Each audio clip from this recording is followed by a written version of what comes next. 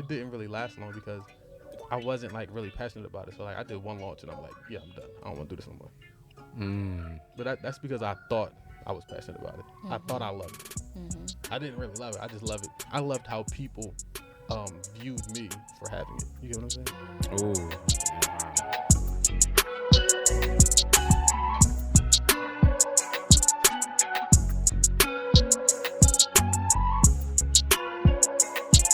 Hey, what's up, y'all? Welcome back to another episode of the Being Me is Dope podcast, where we have therapeutic conversations to empower creative minds. My name is Nate. I'm Hasim. I'm Mike. And I'm Crochet.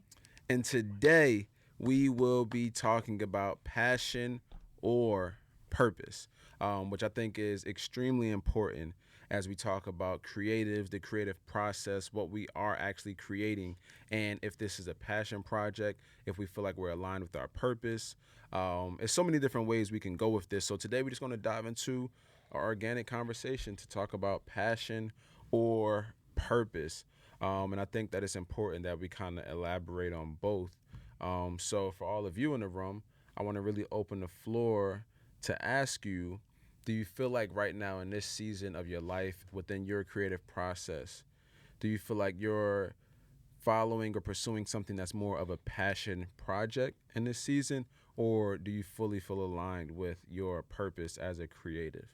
And that was a loaded question, but I mean, that's what we do. I can say for myself, I believe that passion and purpose, they correlate with each other, but they're not the same. Like for me, this sounds a little cliche, but fashion is my passion, but I truly believe my purpose is to help other people. So they correspond with each other.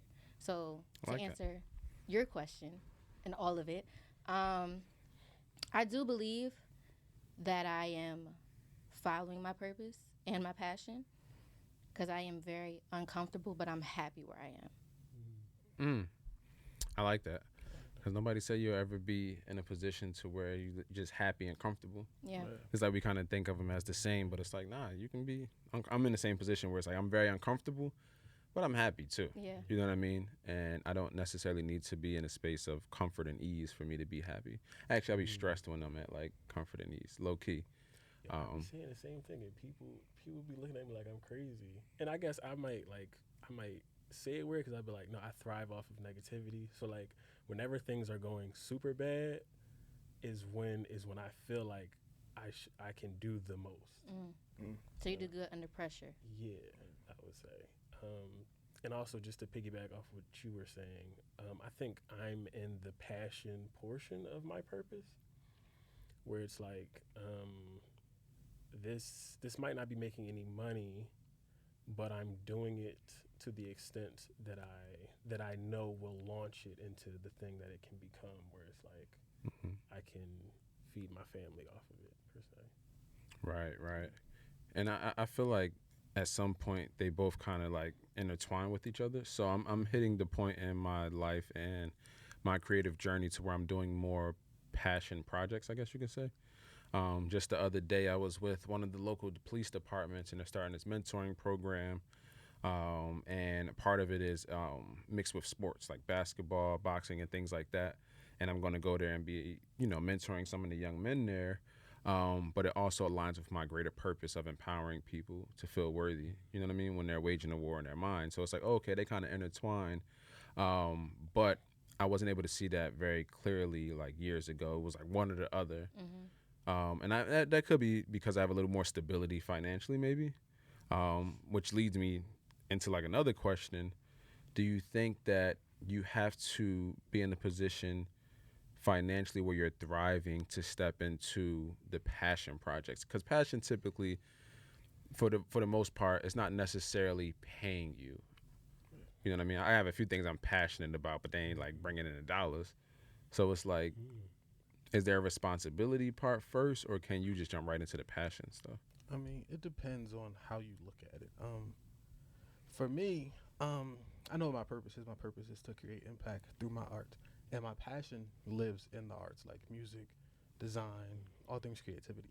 So I can utilize certain things that I'm passionate about to live through my purpose. Like, it doesn't have to always be, this has to create impact. I can literally make a beat or something like that, and that beat can impact somebody or launch their career or something like that. You get what I'm saying? Right, right. So like sometimes you can take a loss like financially, but the gain is it actually what's the word, amplifies your purpose. Mm-hmm. Yeah. Mm, that is good. Yeah, I like the way you put that. Yeah, yeah. That makes a lot of sense actually. Yeah.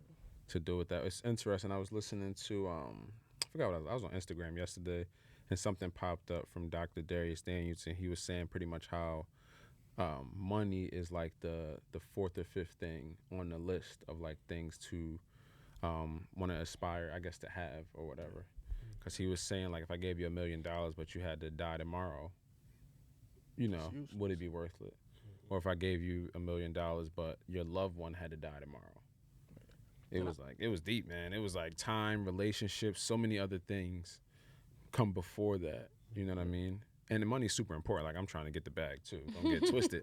I be trying to get this money, but it helped me to take my focus off the money and focus more on, like you said, passion, which has aligned me with my purpose. So, any thoughts on that? I think like you were saying, I think it's only really a problem when the purpose of something for you is money. Mm-hmm. Oh, Because if I think you'll accept payment in different ways for things that you like doing. So like you may do something for Being Me is Dope that doesn't necessarily get you money, but it helps build the community that you're trying to build. like that. And so it works. Like you didn't necessarily lose because you gained what you were trying to gain from it. I like that a lot, and he's true about that because it's like I think about the mutualism. It's like it ain't always gonna be a dollar exchange. It's like it might be a relationship, a contact, a resource, an event. Yeah. I agree 1,000% with that. I think the dollar exchange is just how a lot of people can articulate the return on the investment. But it's like if you gotta spend $1,000 to make this community of 100,000 people, it's like Right. you can do the math on it. It's just not as easy, or it's not like something that you can see in your bank account or something that you can necessarily show people that would make a difference. You know, I think it's a lot of people aren't looking at like the bigger picture. Yeah. Like the money, to me that's like small time. Like anybody can make money. There's a million ways to make money out here. Pimps make money. But like No, these are facts. These are facts. This is what I'm thinking about. Like, yeah. we chasing the bag. It's like, But I'm not gonna lie. like when you're thinking about money all the time, I tell my friends this all the time. If your only goal is money, you will always lose. You're never gonna win. Yeah. Because there's so much more to life than having money. Yeah. Even though we got to get the money. The money is going to get this money. But like that should never be your motivator. The money should never motivate you to do Yeah, it shouldn't be. Because the smile on somebody's face should motivate you more than $20. You get what I'm saying? Yeah. You know what's crazy about that? I was speaking at a school. This might have been last week, right? And it was, I'll just say this was the biggest like single payout I've had for an hour of time or 2 hours of my time. And they gave me the check, and I didn't feel any different. Yeah, that's Like when they gave me the check, I was like, thank you, and I didn't feel any different. I had some students reach out to me. They found me on Instagram. I have no idea how, but they found me. They DM me. It was like, yo, we miss you. Please come back. Man, you really did this to my life, and I just want to say thank you. Bro, I was about to, all types of emotions, just like, man, this is what it's about, man. And it was so crazy of the dynamic of like, I've been striving to get this dollar amount, you know what I mean? To grow to this level. And it's like, I got there. It's like, I mean, I feel good. I'm excited about it, but it's like, it doesn't even compare to knowing that what I created, what I did had an impact on someone's life in the way where they wanted to take some time out there. They'd be like, hey, thank you. That's huge for me, man, and something you said for all creatives that are listening. It's like, yo, if the goal is money, then you won't be around long.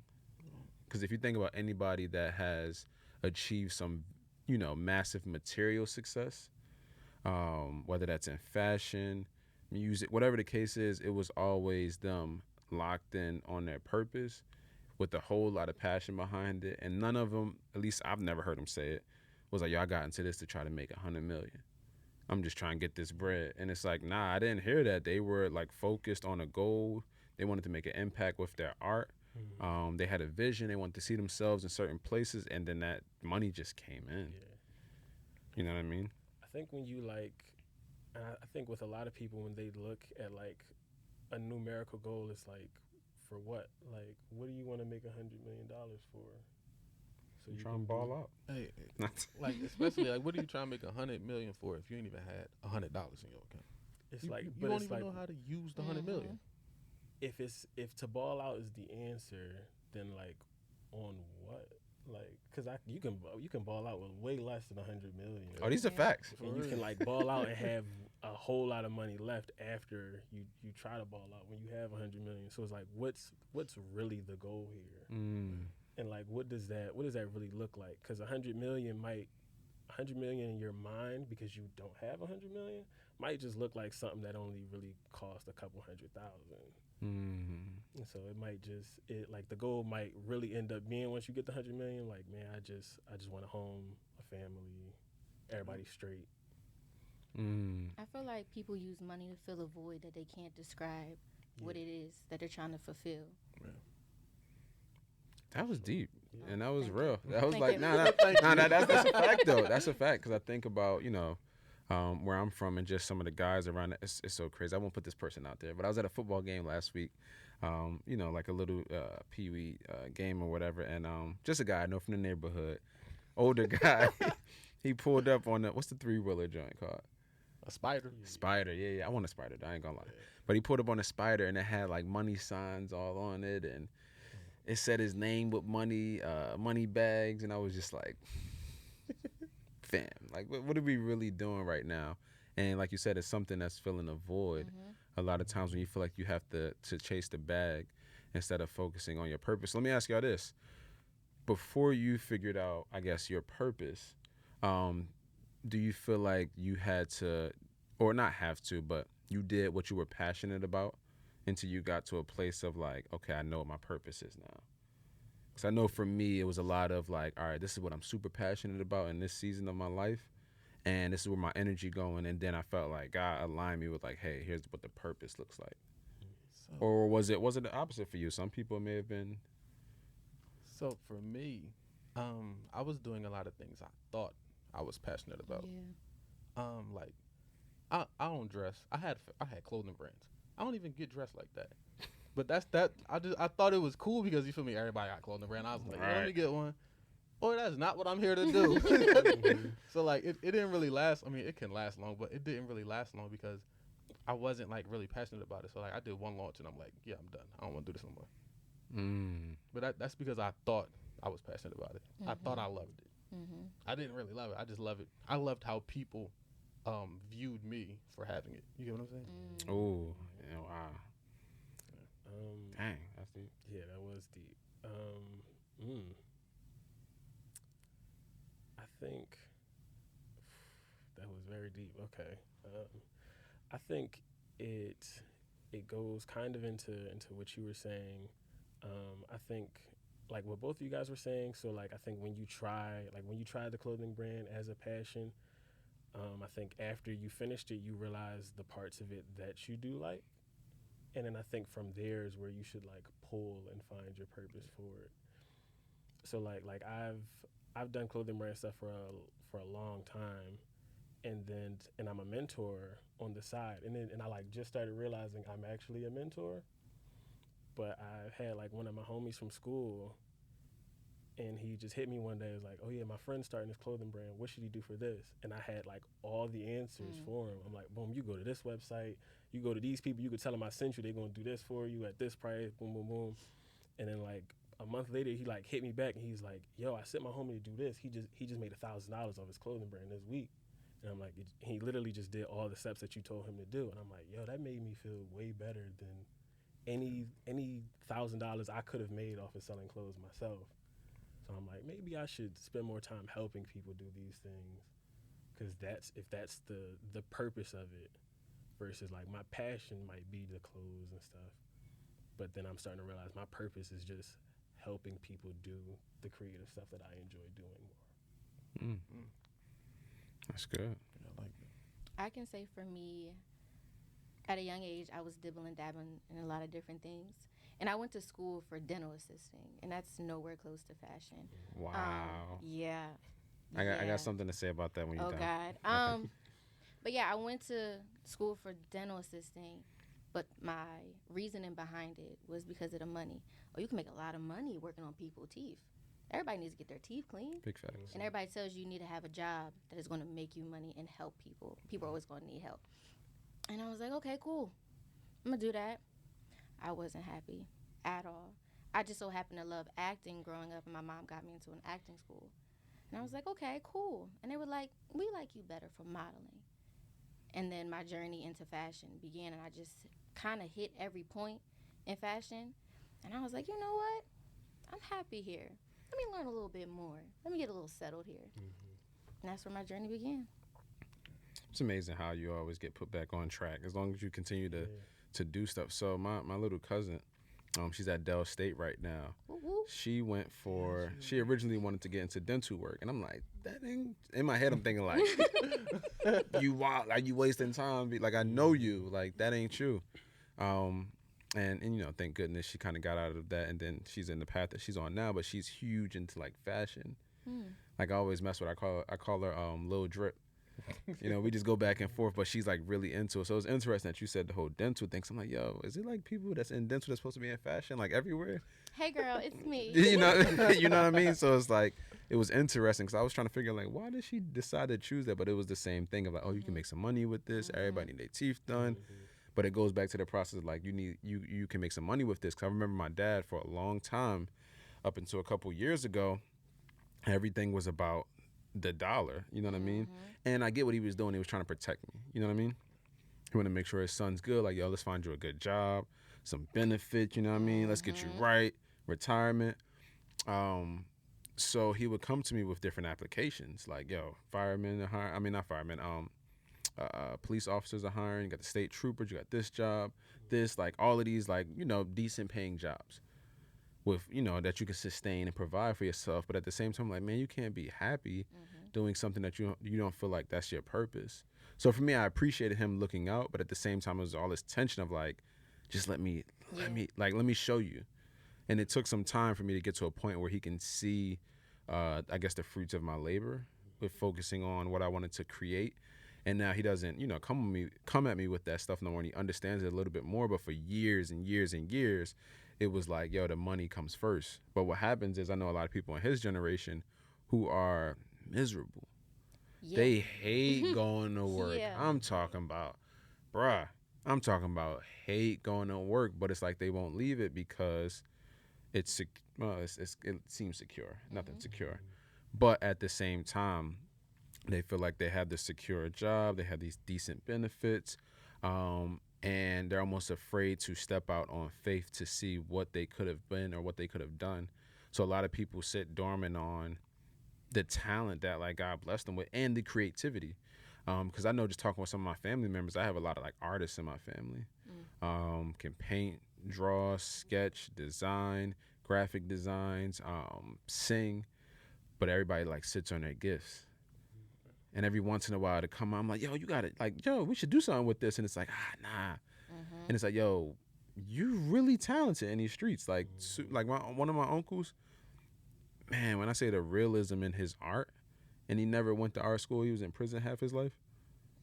And the way he can draw details in your face, I'm just like, dude, we are wasting time. Like, what is going on? But there's also the thing where I can't really force you. You know what I mean? I can just show you, you know, how I'm trusting this creative process and continue to do that. But there's a whole generation of people who are so gifted and talented, and the world is missing out because they won't step in and be creative.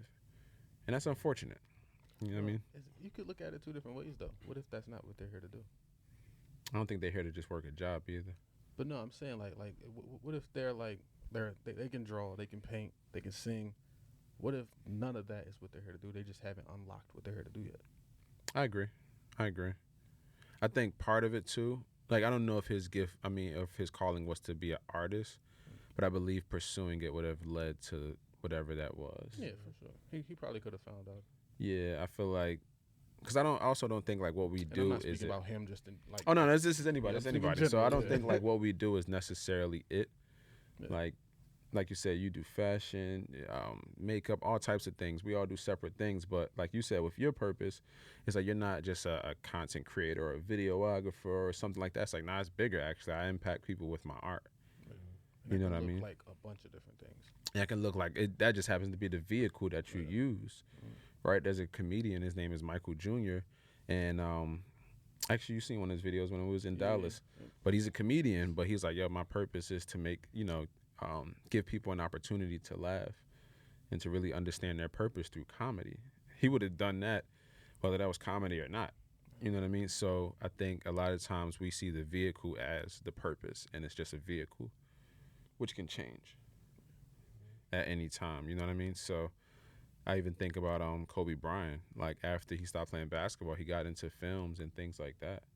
And it's like his purpose was still going. It wasn't just to play basketball. Like Rihanna, she was like, she said like so long ago, where it's like, oh, she wanted to do clothing and stuff, but she started singing, and then she got big off that, and then billions in clothing and products later, and it was like, oh, you were right, like you.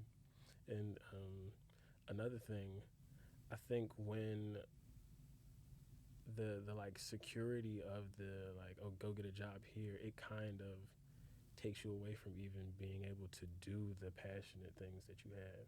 Because you're a speaker. If you were working a 9 to 5, when are you going to talk to the kids? Like when? So now, not only are you missing out, but they're missing out. You just didn't follow your passion. That's a good way to look at it, though. Yeah. I've heard a guy, Neo Davis, once. He's from Philly. He said, "How much are they paying you?" Somewhere along the lines, like, "How much are they paying you to forget about your purpose?" I was like, "Dang, you're gonna have people out here just quitting their jobs." Like, I ain't telling you I quit your job now. I'm just saying to find that thing. Oh, he said, I am. No, I'm just telling you to find that thing, and your purpose may be within the job that you're at. But at some point, I think we all have to tap into our creative ability and not just be machines. You know what I mean? Not just, okay, this is what you do every single day. These are the job guidelines. It's like I need some type of autonomy to create and use my mind and do different things. So I guess another question that I have, because I got a lot of questions. When I was gonna say when you found your purpose, but let me ask you this: do you feel like your purpose helps others to unlock their purpose? And I only ask that because I was in couples counseling. My marriage is fine, but it was before it was before we got married. We had to do couples counseling, I had to and clarify that. he said part of my purpose was to help my wife with her purpose. Yeah. And anybody else that I'm attached to is to help them tap into their purpose through my purpose.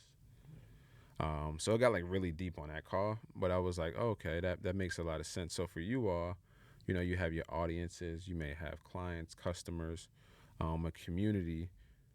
Do you feel like part of your purpose is helping them to tap into their purpose? And if so, why? I'll answer your first question first. How did you find it? I did exactly what you just told them not to do. I literally just quit my job. Like I used to be. I was a banker at PNC, and like I was like, bro, this is so boring. Like I can't do this every day. These old people are getting on my nerves. I left. I sat home for 2 months. I didn't do anything for 2 months because I had to figure out what I was gonna do and how I was gonna. You feel me? Like everything. And then I built this, the Creative Campus, which was beautiful. Still is beautiful. But anyway, the second question.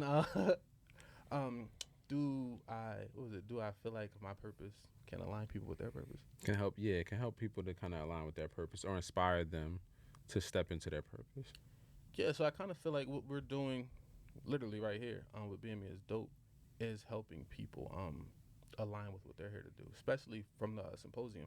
Even the feedback we were getting back, reading through that, a lot of people felt like a great impact, and they were like saying that they're going to like start actually trying to become mentally well and things like that. So I definitely feel like what I do helps people align with what they're here to do. I like that. I can say that I stand on this quote 100%. It's about who you know and not what you know. Because I went through that phase of I hated school, but I was told, you need that piece of paper to be successful. And I realized that if I never went to school, if I never went on that journey, I wouldn't have the connections or met the people that I know now and love. So I do believe that everything that I've done up to now has aligned me, even if it wasn't what I wanted to do in the moment or made me uncomfortable. Mm-hmm. I can track me finding my purpose back to like two very distinct moments in my childhood. So when I was like 8 or 9, well, I'll start off by saying this. My mom didn't listen to rap music really, so I was growing up.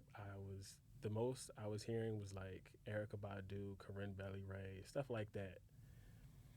So like I couldn't for a long time in my life I couldn't tell you about T Pain, about Jay-Z, stuff like that. So but I was coming home from school one day and Whatever You Like by T.I. is playing in everybody's cars. That was a bop too. Like, and so there are like people on their porches and they're singing it, people in their cars are singing it, and like somehow on my super little block there's traffic because everybody's listening to the song. I'm like, I could do this. And then I started writing music, and when I was in like 7th grade, I believe, I wanted to buy a video game, and my mom didn't give me the money for it. And so like I found this wholesale candy website, and I was like, if you give me $24 to get these lollipops, I can make the money to get the game. And she was like, okay. And they wanted me like sell the lollipops for like 15 cents, but I was just like, no. So like I sold them for like 50 cents, and then like after a little bit, I was like, yo, I have more than $1,000 in my hand, like From lollipops. from lollipops. Dang. Candy man. Yeah, and then the school found me and they shut my operation down. Oh, they be school be hating. But like those very distinct moments is like, I know that I can sell things, and I want the impact that making songs has. Like, boom. Wow. No, that's good. Just That's following good. up. So, before we move forward, I guess I'm gonna cut us off right here. Yes, sir. Yeah. So, what's gonna happen real quick, y'all? We're gonna cut it off right here. But here's the thing: if you want to catch the rest of this episode, because we're not done, we're about to dive a little bit deeper. Make sure that you tap into our Discord. Information will be below. You want to share more about the Discord? Yeah, so Discord is free. You can go on there. We have a bunch of rooms where you can go and speak about specific things.